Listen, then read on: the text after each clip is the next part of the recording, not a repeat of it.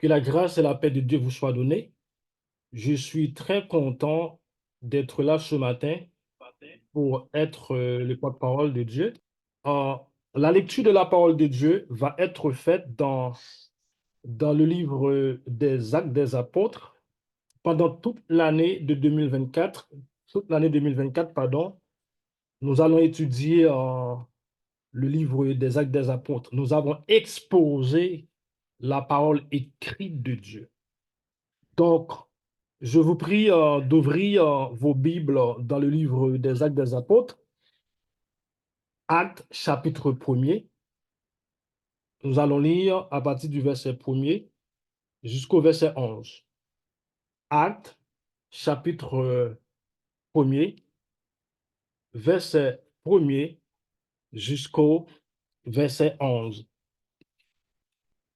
Théophile, j'ai parlé dans mon premier livre de tout ce que Jésus a commencé de faire et d'enseigner dès le commencement, jusqu'au jour où il fut enlevé au ciel, après avoir donné ses ordres par le Saint-Esprit aux apôtres qu'il avait choisis.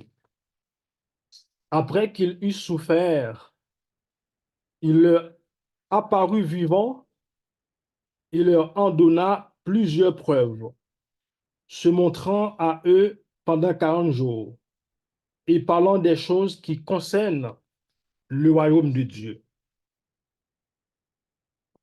Comme il se trouvait avec eux, il leur recommanda de ne pas s'éloigner de Jérusalem, mais d'attendre ce que le Père avait promis, ce que je vous ai annoncé, leur dit-il. Car Jean a baptisé d'eau, mais vous, dans peu de jours, vous serez baptisés du Saint-Esprit. Alors, les apôtres réunis lui demandèrent, Seigneur, est-ce en ce temps que tu rétabliras le royaume d'Israël? Verset 7. Il leur répondit, ce n'est pas à vous de connaître les temps ou les moments que le Père a fixés de sa propre autorité. Mais vous recevrez une puissance, le Saint-Esprit survenant sur vous, et vous serez mes témoins à Jérusalem, dans toute la Judée, dans la Samarie et jusqu'aux extrémités de la terre. Après avoir dit cela, Jésus fut élevé pendant qu'il le regardait, et une nuée le déroba à leurs yeux. Et comme ils avaient les regards fixés vers le ciel, pendant qu'ils s'en allaient, voici, deux hommes vêtus de blanc leur apparurent et dirent, Hommes galiléens, pourquoi vous arrêtez-vous à regarder au ciel? C'est Jésus qui a été enlevé au ciel du milieu de vous, reviendra de la même manière que vous l'avez vu allant au ciel. Parole du Seigneur. Le titre de notre message, c'est Soyons des témoins pour Christ. Soyons des bons témoins pour Christ. Donc, nous allons exposer les Écritures à la gloire de Dieu. Nous prions que la bonne main de Dieu soit sur nous, soit sur moi, afin que sa parole puisse être présentée euh, pour la gloire de Dieu et pour l'édification de son peuple. Le livre des Actes des Apôtres euh, elle est considérée comme le premier livre d'histoire de l'Église et il décrit l'expansion et la croissance de l'Église depuis l'ascension de Jésus-Christ à la prédication de Paul à Rome, en passant par la naissance, ou c'est ce qu'on appelle l'inauguration de l'Église, le jour de la Pentecôte. Luc est l'auteur du livre des Actes des Apôtres. Le livre des actes des apôtres pourrait aussi être appelé acte du Saint-Esprit dans la vie des apôtres. C'est les actions, les œuvres de l'Esprit Saint dans la vie des apôtres. En bon créole, c'est travail l'Esprit Saint dans l'apôtre. Donc, on pouvait l'appeler travail apôtre, l'acte des apôtres, les actions des apôtres. Donc, Dieu se servait des apôtres pour inaugurer son Église. Donc, Luc est l'auteur de ce livre. Luc l'a dédié à Théophile. Donc, au verset 1er, Théophile, j'ai parlé dans mon premier livre. Lorsque Luc parle de mon premier livre, ici, il fait référence à l'Évangile selon Luc. Donc, le premier volume, le premier livre que Luc avait dédié à Théophile, c'était l'Évangile selon Luc. Donc, Luc a dédié ces deux livres à Théophile, tels que l'Évangile selon Luc et Actes des Apôtres. En revanche, il est possible que Luc s'adressait également à un public plus large que celui de Théophile. Le mot théophile en grec est théophilé, qui signifie ami de Dieu. Il semble que selon certains théologiens, que Théophile soit un sous-nom ou bien un pseudonyme. Mais le titre excellent dans le texte, excellent Théophile, surtout dans Luc, suggère que c'était un officier romain qui jouissait d'une importance capitale. Excellent Théophile. Nous venons de lire les 11 versets du premier chapitre. Donc, nous pouvons délimiter ces 11 chapitres ainsi. À partir du verset 1er au verset 3, Luc fournit des détails sur le ministère terrestre de Jésus, ses souffrances, sa mort, sa résurrection et ses apparitions. Les apparitions de Christ après sa résurrection constituent les preuves tangibles et concrètes de sa résurrection. À partir de verset 4 au verset 8, j'espère que vous suivez avec moi parce qu'on expose la parole de Dieu. À partir de verset 4 au verset 8, Luc décrit la promesse de l'effusion du Saint-Esprit. Le Saint-Esprit avait été promis par le Père et qui serait répandu après par Jésus-Christ le jour de la Pentecôte. Donc, à partir du verset 9 au verset 11, Luc nous raconte l'ascension ou bien l'enlèvement de Jésus-Christ au ciel et son retour sur la terre. Au verset 1er, Luc rappelle au destinataire qu'il a raconté dans son premier livre tout ce que Jésus avait enseigné dès le début. Donc, Jésus avait fait beaucoup de miracles. Et Jésus avait enseigné aux disciples en parole et en acte la vérité, c'est-à-dire les choses qui concernent son royaume. Et Dieu avait choisi, Jésus-Christ avait choisi 12 apôtres pour que ces apôtres puissent continuer son œuvre. Donc, dans Luc, si vous lisez avec moi Luc, en premier verset 1 et 2, le docteur Luc, dans l'objectif de prouver à son excellent Théophile la certitude de ses enseignements, il a fait des recherches au sujet des événements sur la vie, la mort et la résurrection de Jésus-Christ. Le premier verset 1 au verset 4, le texte nous dit que, suivant ce que nous ont transmis ceux qui ont été des témoins oculaires dès le commencement et qui sont devenus ministres de la parole. Luc dit, il m'a aussi semblé bon, après avoir fait des recherches exactes sur toutes ces choses depuis leur origine. Donc, Luc était un chercheur pointilleux, un historien précis et pédagogique, un scientifique, un médecin. Il voulait à travers ses recherches scientifiques, vérifier l'authenticité des informations reçues auprès des témoins oculaires qui étaient avec Jésus-Christ tels que les apôtres.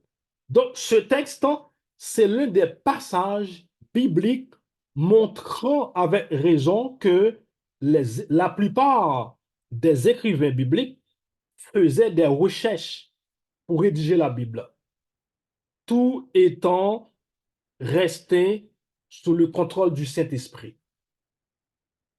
Au verset 2, si vous lisez avec moi, Luc utilise le thème élevé jusqu'au jour où il fut enlevé au ciel. Luc utilise le thème élevé pour parler de l'enlèvement ou de l'ascension de Jésus-Christ vers le Père et pour décrire effectivement la fin du ministère du Christ. Au verset 2b, Luc utilise l'expression donner, Jésus-Christ a donné ses ordres par le Saint-Esprit. Donc, cela suggère que le Saint-Esprit était la source du ministère de Jésus.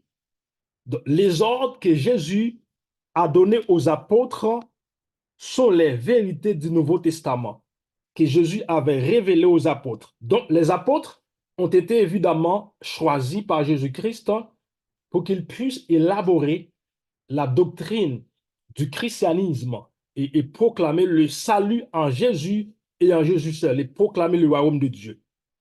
Donc, nous, en 2024, mes frères et sœurs, nous, étant des témoins de Christ, nous devons également annoncer ces vérités écrites, proclamer le salut en Jésus-Christ.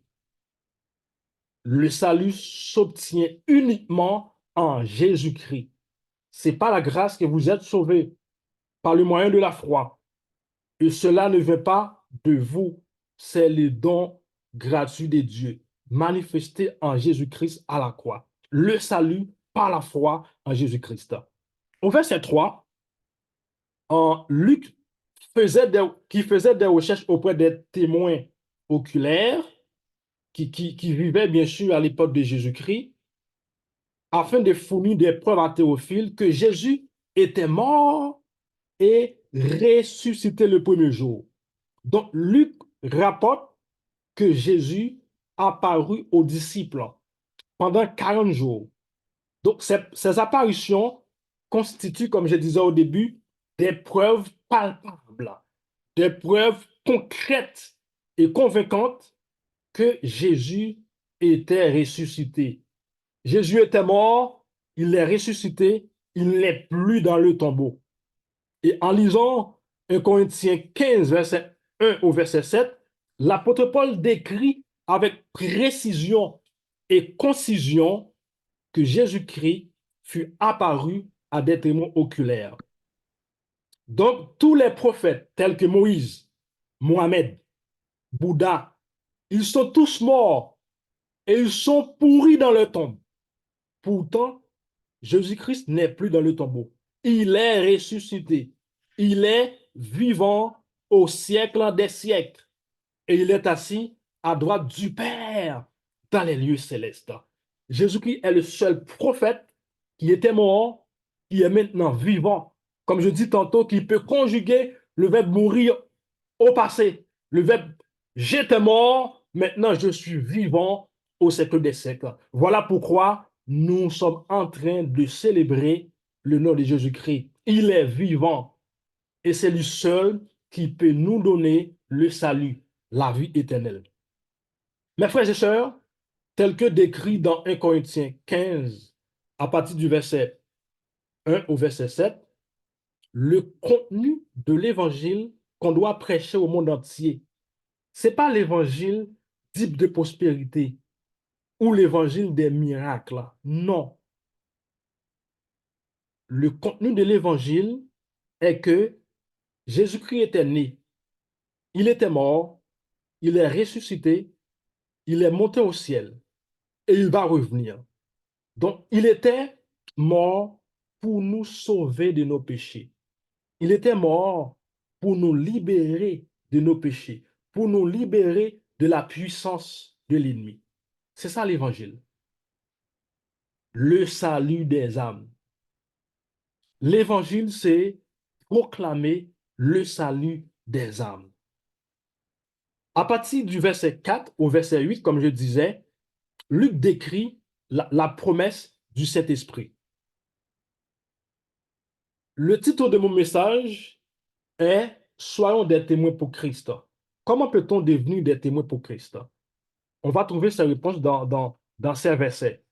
Au verset 4, pendant que Jésus était en train de prendre un repas avec les disciples, il leur donna l'ordre de ne pas s'éloigner de Jérusalem,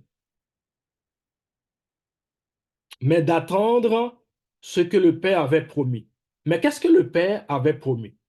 Cette réponse se trouve dans l'Évangile selon Luc et Jean. Jésus avait indiqué aux disciples à plusieurs reprises que le Père enverrait le Consolateur, le Saint-Esprit, l'Esprit de vérité qui va nous conduire dans toute la vérité. Dans Jean 14, verset 25, le texte nous dit, je cite, le Consolateur, l'Esprit Saint que le Père enverra en mon nom, vous enseignera toutes choses et vous rappellera tout ce que je vous ai dit. Dans l'Évangile, selon Jean, Jean chapitre 15, verset 26, le texte nous dit, et je cite, quand sera venu le consolateur, que je vous enverrai de la part du Père, il rendra témoignage de moi, et vous aussi, vous rendrez témoignage. Donc, donc Jésus recommanda aux apôtres de rester à Jérusalem jusqu'à ce que le Saint-Esprit vienne. Car on ne peut pas être témoin de Christ si on n'est pas baptisé du Saint-Esprit. Maintenant, la question que je pourrais poser, comment peut-on être baptisé du Saint-Esprit? Luc a répondu cette question au verset 5. Jésus a dit, Jean vous a baptisé d'eau, mais dans peu de jours, vous serez baptisés du Saint-Esprit. Dans peu de jours, vous serez baptisés du Saint-Esprit. Dans Luc 3, verset 16, le texte dit, il vous baptisera du Saint-Esprit et de feu. Mes frères et sœurs, cette promesse fut accomplie 10 jours plus tard après l'ascension de Jésus-Christ au ciel, le jour de la Pentecôte. Le mot grec qui traduit ici baptisé du Saint-Esprit est baptitesté, en pneumati. Baptitesté, en pneumati, qui vient du verbe baptizo, qui signifie plonger, baigner, mouiller ou abreuver dans l'esprit. Donc, au moment du salut du croyant, lorsqu'une personne croit à la parole incarnée qui est Jésus-Christ, au moment de son salut, Christ a baptisé le croyant du Saint-Esprit. Donc, le croyant est mouillé ou plongé dans l'Esprit Saint. Et c'est ce même mot grec que l'apôtre Paul emploie dans 1 Corinthiens 12, verset 13. Nous avons tous, en effet, été baptisés dans un seul esprit pour former un seul corps, soit juif, soit grec, soit esclave, soit libre. Nous avons tous été abreuvés, mouillés, plongés dans un seul esprit.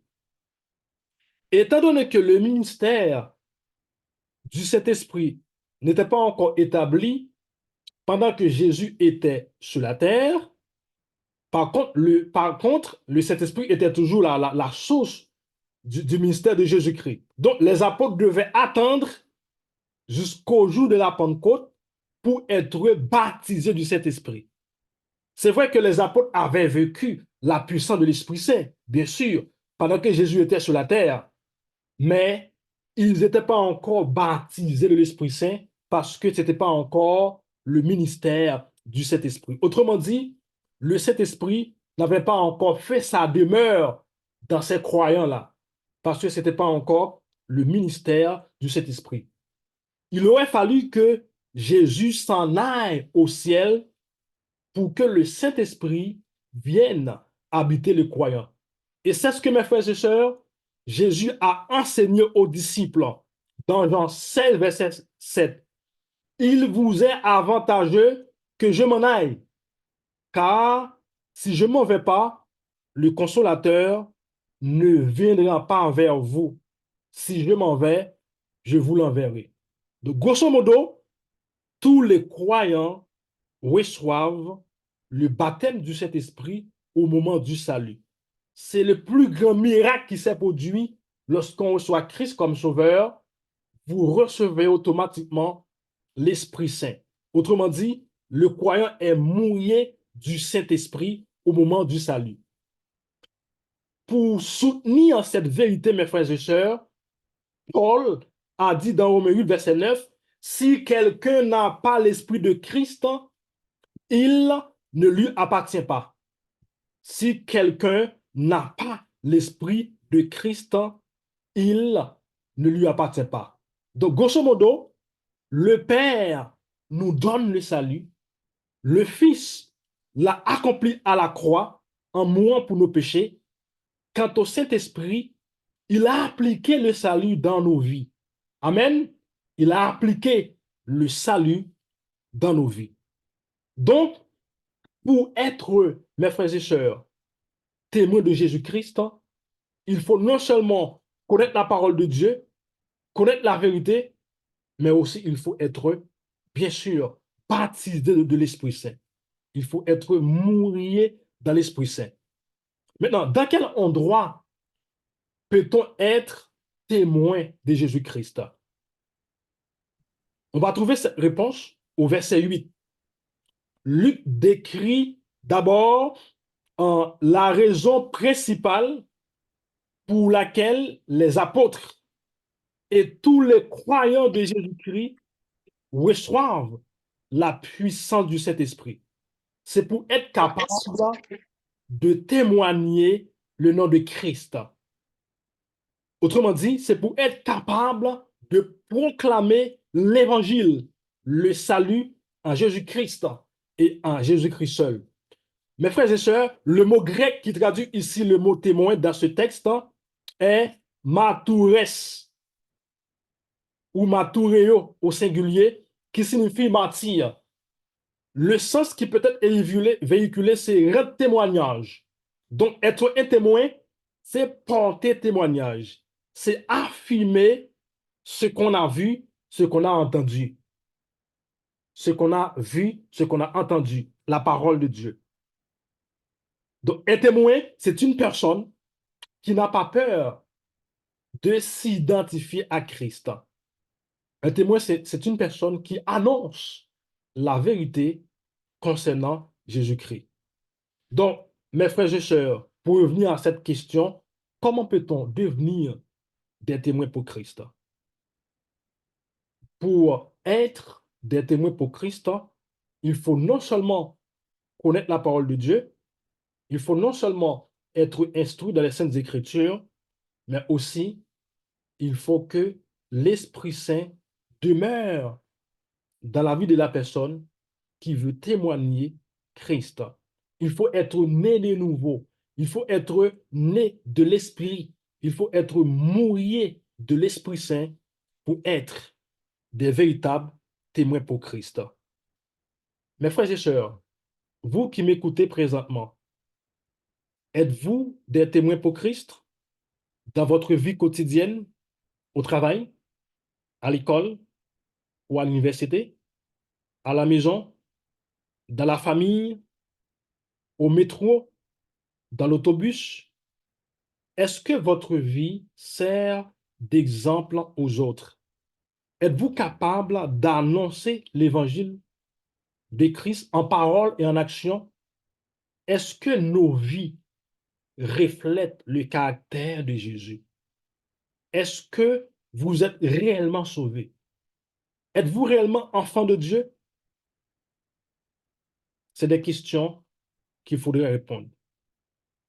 Pour terminer, mes frères et sœurs, on peut être témoin où Luc a répondu cette question au verset 8. À Jérusalem, dans la Judée et jusqu'aux extrémités de la terre. Si je fais une application, d'abord dans votre entourage, est-ce que votre vie est capable de prêcher vos amis qui ne connaissent pas Christ, vos amis qui ne connaissent pas le Seigneur? Au verset 10, le texte nous dit que deux anges sous forme humaine adressaient la parole aux apôtres et leur dirent: pourquoi restez-vous à regarder le ciel? Le texte biblique nous dit, de la même façon que Jésus monta au ciel, Jésus reviendra de la même manière. Le retour de Jésus-Christ. Ici, il s'agit du retour de Jésus-Christ.